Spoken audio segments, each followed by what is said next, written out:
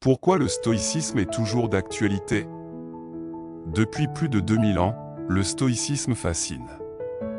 Né dans la Grèce antique, développé à Rome, pratiqué par des hommes aussi différents qu'un empereur, un sénateur et un esclave, il aurait pu rester une philosophie du passé.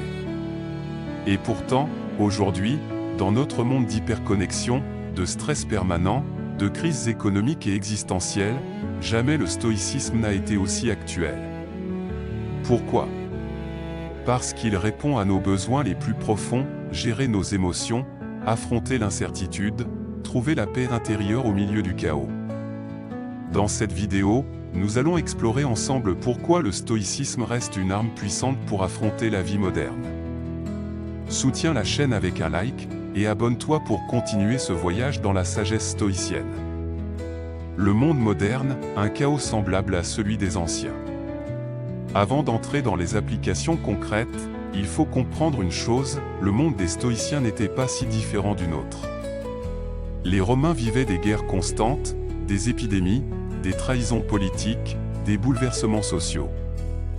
Ils connaissaient l'insécurité, l'incertitude, la peur du lendemain. Marc Aurèle écrivait ses méditations en pleine guerre, alors que la peste décimait son peuple. Sénèque réfléchissait sur la vie pendant que Néron, l'empereur qu'il conseillait, plongeait dans la folie. Épictète, lui, avait connu l'esclavage et la pauvreté. Eux aussi vivaient dans le tumulte. Et pourtant, ils ont trouvé dans le stoïcisme une boussole. Une manière de garder la tête froide, de rester solide quand tout vacille. Aujourd'hui, nous faisons face à nos propres formes de chaos, la pression au travail, l'angoisse du futur, l'addiction aux écrans et aux réseaux sociaux, la comparaison permanente, la peur de l'échec. Et c'est là que le stoïcisme retrouve toute sa pertinence. Première leçon, la gestion du stress et de l'incertitude. Le stoïcisme commence par une vérité simple, tu ne contrôles pas tout. Épictète l'a résumé avec sa fameuse dichotomie du contrôle, il y a des choses qui dépendent de toi, et d'autres qui n'en dépendent pas. Dans notre monde moderne, nous passons une énergie folle à nous inquiéter de ce qui échappe totalement à notre pouvoir, l'économie mondiale, les décisions politiques, l'opinion des autres, même la météo. Or le stoïcisme nous dit, cesse de gaspiller ton énergie là où tu n'as aucun pouvoir. Concentre-la uniquement sur ce qui dépend de toi, tes choix, ton attitude, tes actions, tes jugements. Prenons un exemple concret, tu es bloqué dans un embouteillage, en retard pour un rendez-vous important. La frustration monte, le stress explose. Mais demande-toi, qu'est-ce qui dépend de toi? Pas le trafic. Pas le temps perdu. Mais ta réaction, oui. Tu peux choisir de transformer ce moment en colère inutile, ou bien en occasion pour écouter un podcast, réfléchir, respirer. Cette simple pratique réduit le stress. Elle te rend plus lucide et plus efficace. Deuxième leçon, le contrôle des émotions. Nous vivons dans une époque d'émotions extrêmes. Les réseaux sociaux amplifient la colère, la jalousie, la peur, l'envie. Chaque notification est une tempête intérieure. Les stoïciens, eux, nous enseignent à observer nos émotions sans nous laisser dominer par elles. Sénèque écrivait, « Ce qui trouble les hommes, ce ne sont pas les choses, mais l'opinion qu'ils en ont. » Cela signifie que ce n'est pas la situation en elle-même qui nous détruit, mais le jugement que nous portons dessus. Perds ton emploi? L'un dira, c'est une catastrophe, ma vie est finie. Un autre dira, c'est une épreuve difficile, mais aussi une opportunité de changement. La réalité est la même, mais l'expérience intérieure est radicalement différente. Le stoïcisme ne dit pas qu'il faut supprimer les émotions. Au contraire, il enseigne qu'il faut les comprendre et les discipliner. La peur, la colère, la tristesse sont naturelles. Mais elles ne doivent pas nous gouverner. Appliqué à aujourd'hui, cela signifie apprendre à ne pas réagir impulsivement. Un message blessant? Ne réponds pas dans la colère. Une critique au travail? Ne te laisse pas abattre immédiatement. Prends une distance, observe ton émotion, puis choisis ta réponse. C'est exactement ce que les psychologues modernes appellent aujourd'hui l'intelligence émotionnelle. Et le stoïcisme en est l'ancêtre direct. Troisième leçon, la réussite et l'échec. Notre société est obsédée par la réussite. On mesure sa valeur à son salaire, à son statut, au nombre d'abonnés sur Instagram. Et face à ça, beaucoup tombent dans l'anxiété, la comparaison, l'impression de ne jamais être assez.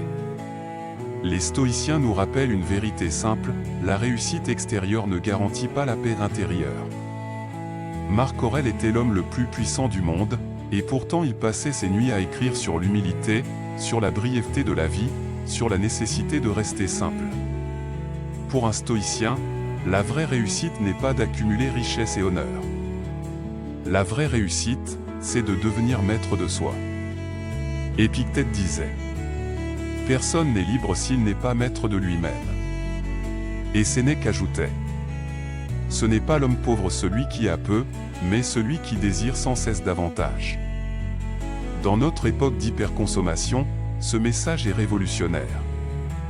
Il nous dit « Tu n'as pas besoin de plus pour être heureux. Tu as besoin de moins, et surtout, de mieux utiliser ce que tu as déjà. » Face à l'échec, le stoïcisme nous offre aussi une arme puissante, la résilience. Si tu échoues, cela ne définit pas ta valeur. Cela n'est qu'un événement, une étape. Ce qui compte, c'est la manière dont tu réagis à cet échec, la leçon que tu en tires, la force que tu en extrais. Quatrième leçon, le rapport au temps. L'un des thèmes les plus puissants du stoïcisme est la conscience de la mort, ce qu'ils appelaient le memento mori. Marc Aurèle se répétait chaque jour, « Tu pourrais mourir aujourd'hui. » Non pas pour vivre dans la peur, mais pour vivre avec intensité, avec présence. Sénèque, dans ses lettres, écrivait « À toi de vivre. Chaque jour qui passe est une vie entière. » Aujourd'hui, nous remettons toujours à demain notre bonheur, nos projets, nos rêves. Quand j'aurai plus d'argent, quand j'aurai plus de temps, quand je serai reconnu. Et souvent, ce demain n'arrive jamais. Le stoïcisme nous dit, la vie est maintenant. Tu ne contrôles pas combien de temps tu as, mais tu contrôles ce que tu fais de cet instant. C'est une invitation à arrêter de remettre l'essentiel à plus tard.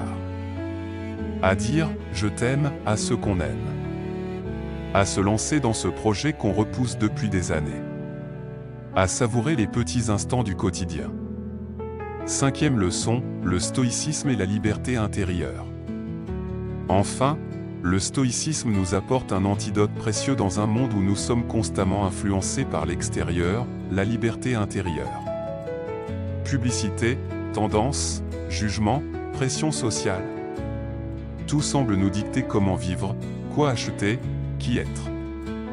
Mais le stoïcisme nous rappelle que la seule véritable liberté est de choisir son attitude. Épictète, ancien esclave, l'avait compris mieux que quiconque, même si on te prive de ton corps, même si on t'humilie, même si on te dépouille de tout, personne ne peut t'enlever la souveraineté de ton esprit. Aujourd'hui, ce message est vital. Car nous sommes esclaves, non pas de maîtres, mais de nos écrans, de notre image, de nos envies infinies. Le stoïcisme est une invitation à reprendre le contrôle. À redevenir libre, ici et maintenant. Conclusion, une sagesse pour le XXIe siècle. Alors, pourquoi le stoïcisme est-il toujours d'actualité? Parce qu'il répond exactement aux questions que nous nous posons aujourd'hui. Comment gérer le stress? En distinguant ce qui dépend de nous et ce qui n'en dépend pas. Comment dompter nos émotions? En apprenant à observer nos jugements et à choisir nos réactions. Comment réussir sans se perdre? En comprenant que la vraie richesse est intérieure. Comment profiter de la vie? En vivant chaque jour comme si c'était le dernier. Comment être libre? En gouvernant notre esprit, au lieu de subir celui des autres.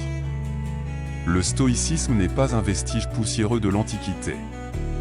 C'est une philosophie vivante, pratique, qui peut transformer notre quotidien. C'est une école de force intérieure, de sérénité, de liberté. Alors, la prochaine fois que tu seras face à une difficulté, rappelle-toi ces mots de Marc Aurèle. Si c'est supportable, supporte-le. Si ce n'est pas supportable, cesse de te plaindre, cela détruira ton esprit bien plus vite que la douleur elle-même. Voilà pourquoi, 2000 ans après, le stoïcisme n'est pas seulement actuel. Il est plus nécessaire que jamais.